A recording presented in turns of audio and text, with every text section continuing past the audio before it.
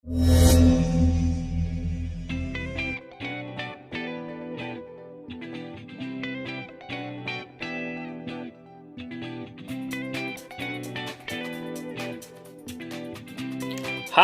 anak-anak pintar Indonesia, jangan lupa terus dukung channel Bapak ya dengan cara di like videonya, tekan share, subscribe, dan nyalakan loncengnya. Terima kasih semuanya.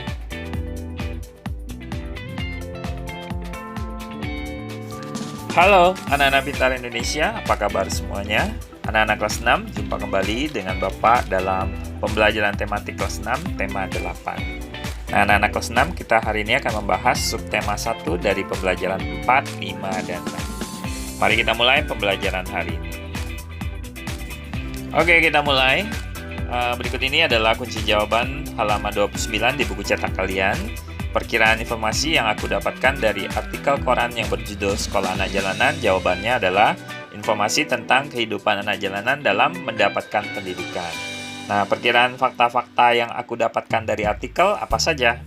Seperti tentang kehidupan anak jalanan, tentang kesulitan atau masalah yang dihadapi anak jalanan, lalu tentang peran serta individu atau masyarakat atau organisasi dalam memecahkan masalah anak jalanan, dan terakhir tentang dunia pendidikan. Nah, selanjutnya pertanyaan-pertanyaan yang aku miliki terkait dalam judul artikel tersebut apa saja? Yang pertama, apa yang dimaksud dengan anak jalanan? Yang kedua, apa masalah yang dihadapi oleh anak jalanan? Yang ketiga, apa peran serta masyarakat dan pemerintah dalam mengatasi anak jalanan? Dan yang terakhir, dan bagaimana pelaksanaan sekolah dari anak jalanan? Selanjutnya, pelajaran yang kira-kira yang aku dapatkan dari artikel yang aku baca, seperti masalah sosial yang ada di masyarakat, memperoleh pendidikan adalah hak dari setiap warga negara Indonesia, dan terakhir, kewajiban pemerintah dan semua warga negara dalam mengatasi masalah pendidikan. Oke, selanjutnya adalah kunci jawaban halaman 31. Perkiraan informasi yang aku dapatkan dari artikel koran yang berjudul Sekolah Anak Jalanan, seperti tentang kehidupan anak jalanan, tentang peran serta organisasi dalam memecahkan masalah pendidikan dari anak jalanan, dan tentang pendidik atau guru sekolah dari anak-anak jalanan. Nah, fakta-fakta yang aku dapatkan dari artikel seperti kondisi fisik anak-anak jalanan, lalu kehidupan atau aktivitas anak-anak jalanan, lalu tempat sekolah dari anak-anak jalanan, organisasi yang peduli dengan dunia pendidikan dari anak-anak jalanan, dan terakhir tentang pendidik atau guru dari sekolah anak-anak jalanan. Nah, selanjutnya hal-hal baru yang aku dapatkan dari informasi yang ada di artikel seperti kondisi fisik dari anak-anak jalanan, walau hidup susah, anak-anak jalanan tetap semangat dalam bersekolah. Lalu kepedulian dari organisasi Yayasan Himata terhadap pendidikan dari anak-anak jalanan, lalu gaji pengajar atau guru yang sangat kecil walau jasa guru sangat besar. Yang terakhir, ikhlasnya para guru atau pengajar di sekolah dari anak-anak jalanan. Oke anak-anak, selanjutnya pembelajaran 4, masih pembelajaran 4, yaitu kunci jawaban dari halaman 32 dan 33 ya. Nah, di atasnya ada tabel, jadi jawabannya ada di bawah. Jadi kewajiban yang pertama adalah menaati peraturan dan tata tertib yang berlaku di sekolah. Yang kedua, kita datang tepat waktu ke sekolah. Kewajiban ketiga, menjaga nama baik sekolah. Kewajiban keempat, tidak merusak fasilitas umum milik sekolah. Dan terakhir, kewajiban kita mengikuti seluruh kegiatan pembelajaran. Nah, berikut ini adalah jawaban dari kewajiban kalian sebagai seorang pelajar. Oke, kegiatan selanjutnya menjawab pertanyaan nomor 1. Jelaskan mengapa kamu memilih janji tersebut. Apakah janji itu akan memberi manfaat bagi keberhasilan dari pendidikanmu? Jawabannya, saya memilih janji tersebut karena sebagai seorang pelajar, saya memiliki kewajiban yang harus saya laksanakan secara bertanggung jawab supaya tidak mengganggu dari hak-hak orang lain untuk memperoleh pendidikan. Nomor 2, apakah kewajiban yang kamu tulis merupakan hal yang harus kamu lakukan? Jelaskan jawabanmu. Jadi jawabannya iya, kewajiban yang saya tulis itu merupakan hal yang harus saya lakukan. Karena manfaat yang diperoleh sangat banyak, baik itu manfaat untuk diri sendiri maupun manfaatnya bagi orang lain.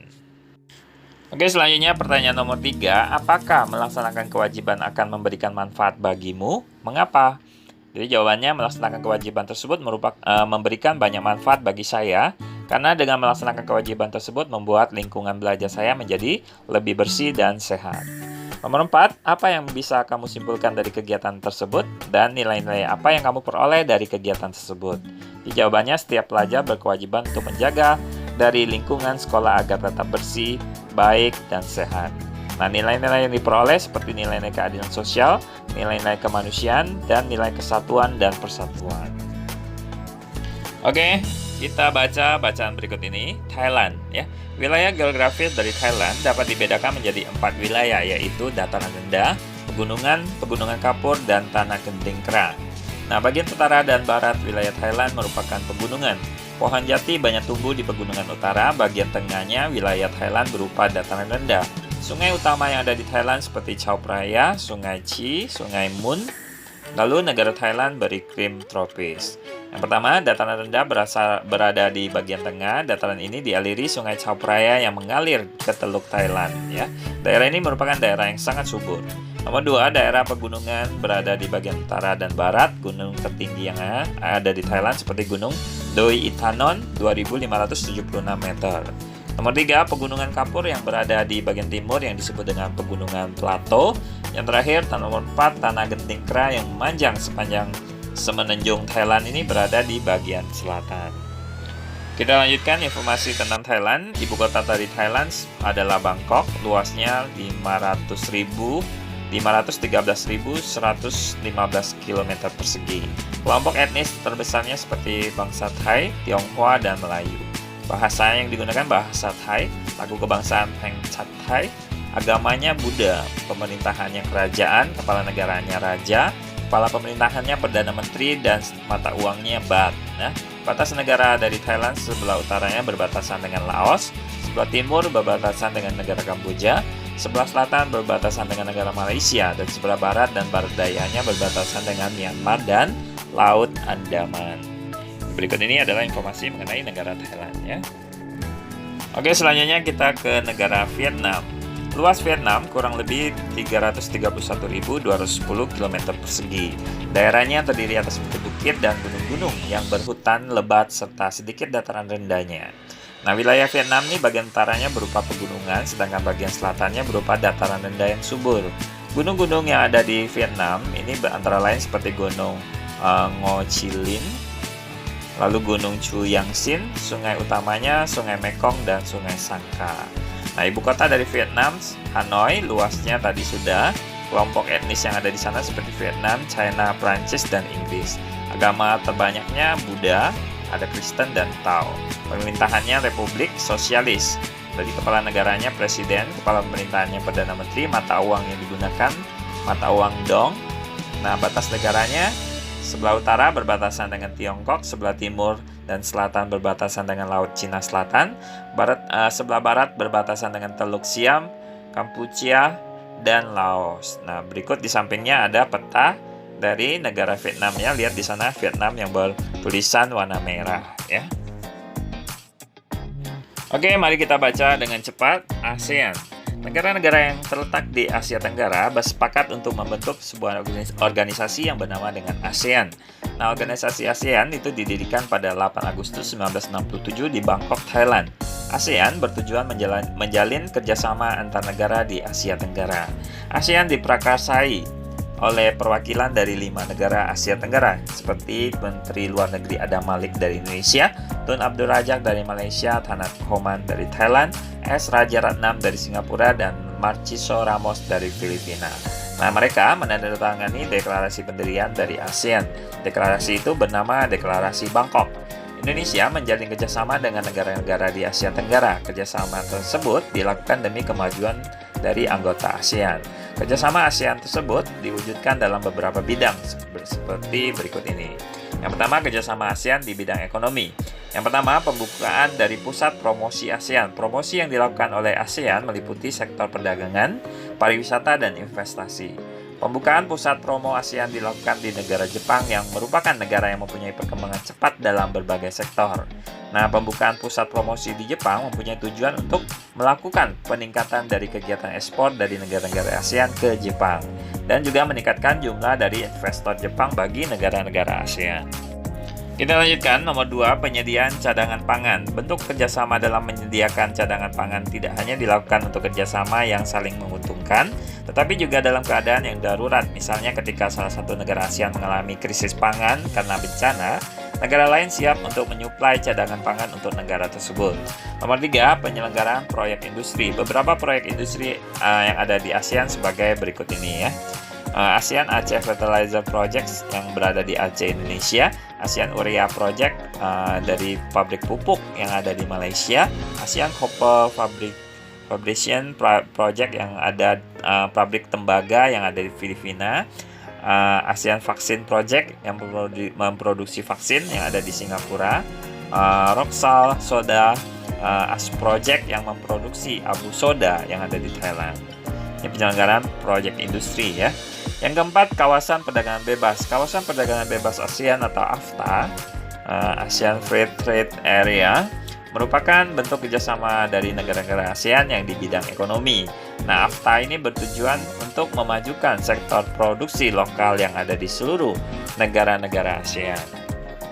Selanjutnya nomor 5, Koperasi ASEAN. Koperasi ASEAN atau ASEAN Cooperative Organization atau ACO ini merupakan salah satu bentuk dari kerjasama ASEAN dalam bidang ekonomi juga ya.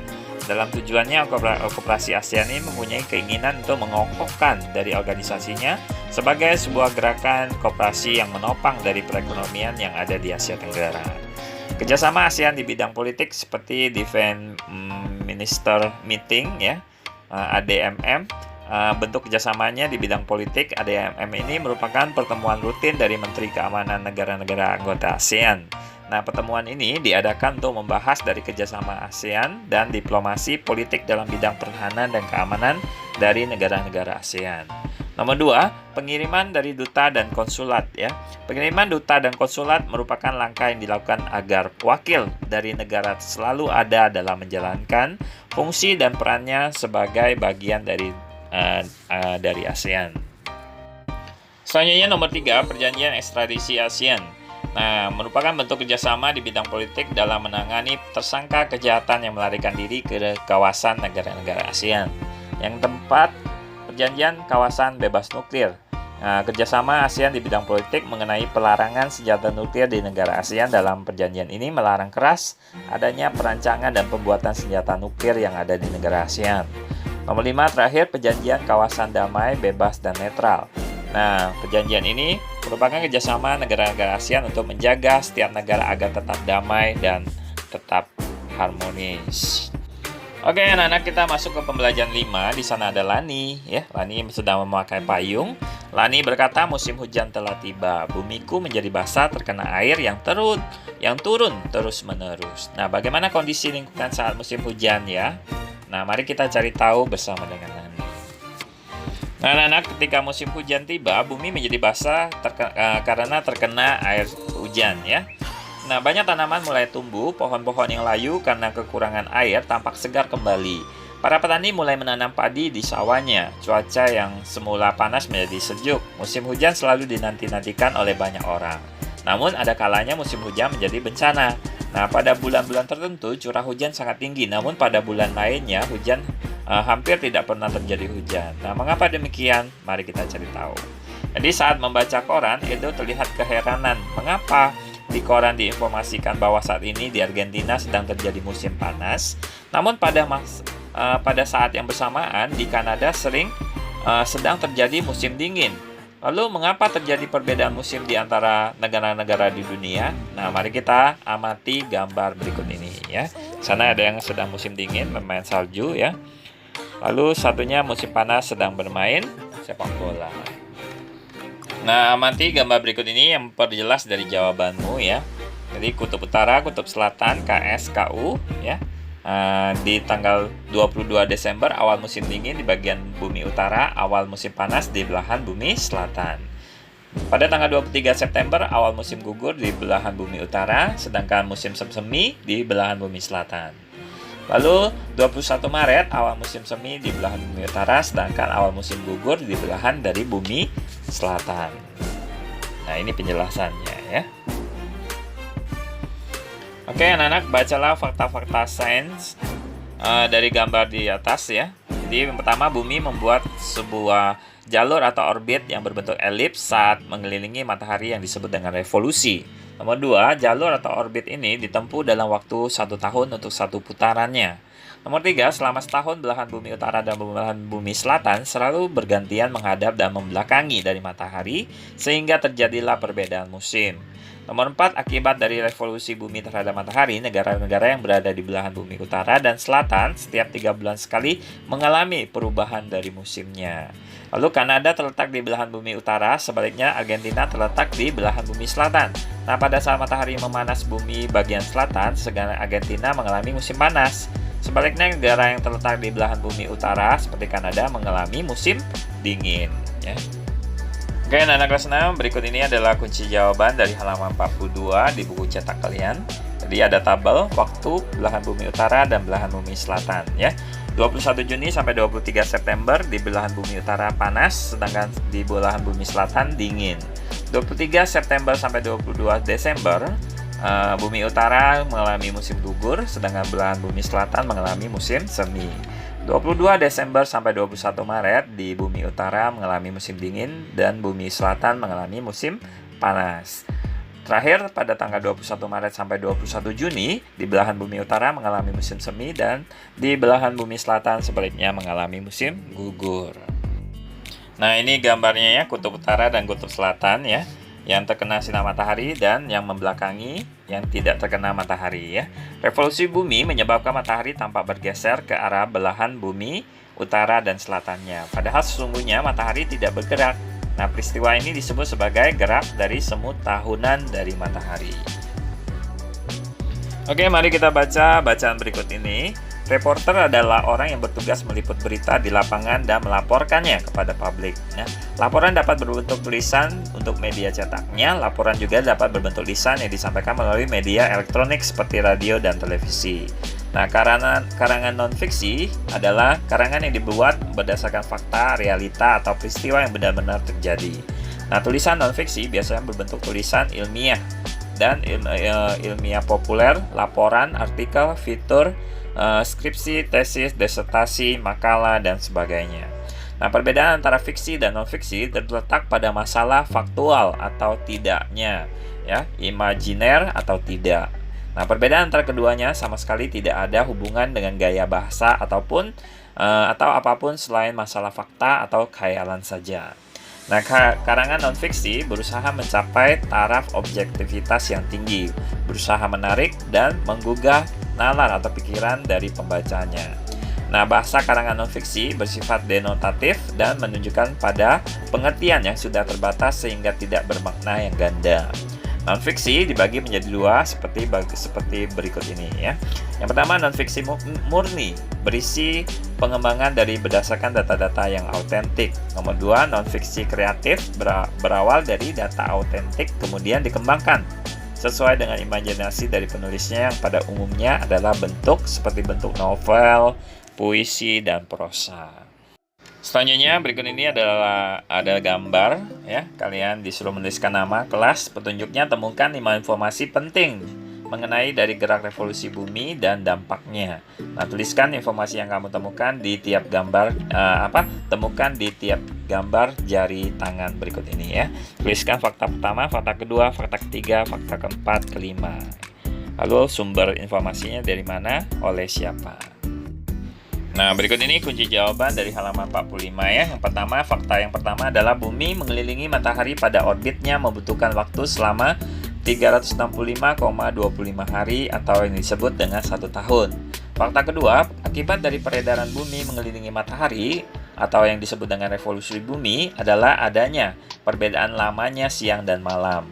Lalu fakta yang ketiga, akibat revolusi bumi adanya perubahan dari rasi bintang. Nomor 4, akibat dari revolusi bumi adanya gerak semut tahunan matahari. Dan kelima, akibat dari revolusi bumi adanya perubahan musim. Nah, selanjutnya adalah kunci jawaban halaman 46, catatan tentang revolusi bumi dan dampaknya. Nah, revolusi bumi adalah peredaran bumi mengelilingi matahari. Nah, dampak dari revolusi bumi antara lain sebagai berikut. Yang pertama, adanya perbedaan siang dan malam ya. Yang kedua, perubahan dari rasi bintang, gerak semu tahunan matahari, adanya perubahan musim, dan ditetapkannya kalender Masehi. Selanjutnya adalah kunci jawaban halaman 50, keadaan alam Indonesia. Tuliskan nama kalian, kondisi umum alam dari Indonesia. Nah, Indonesia memiliki ribuan pulau. Indonesia memiliki iklim tropis basah, memiliki 2 musim seperti musim hujan dan kemarau. Ciri-ciri yang pertama, curah hujan di Indonesia rata-rata sampai 1.600 mm per tahunnya. Lalu memiliki 400 gunung api dengan 130 diantaranya termasuk gunung api yang aktif. Ciri-ciri yang kedua, Indonesia merupakan tempat pertemuan 2 rangkaian gunung api dan puluhan patahan aktif ya. Ciri-ciri yang ketiga, terdapat salju abadi di puncak dari pegunungan di Papua ya. Namanya Gunung Jayawijaya ya, yang ada di Papua. Selanjutnya, kunci jawaban halaman 53, kewajiban dalam menjaga kebersihan dan kesehatan. Seperti di lingkungan rumah, membersihkan toilet, merapikan tempat tidur ketika bangun, membuang sampah pada tempatnya, menutup tempat sampah yang berpotensi menjadi sarang nyamuk, dan merawat tanaman di halaman rumah kalian. Di lingkungan sekolah, mematuhi dan menjalankan jawab piket dengan baik dan tanggung jawab, menjaga kebersihan lingkungan sekolah, dan membuang sampah ke tempat yang telah disediakan. Di lingkungan masyarakat, kewajiban kamu seperti gotong royong dalam membersihkan saluran air, membuang sampah pada tempatnya, dan terakhir, menjaga kebersihan rumah dan lingkungan yang ada di sekitar kalian ya. Ini kunci jawaban dari halaman 53. Oke, anak-anak kelas 6, demikian pembelajaran kita pada hari ini. Semoga pembelajaran kita pada hari ini membawa manfaat bagi kita semuanya. Demikian, Bapak ucapkan terima kasih. Sampai jumpa di pertemuan selanjutnya.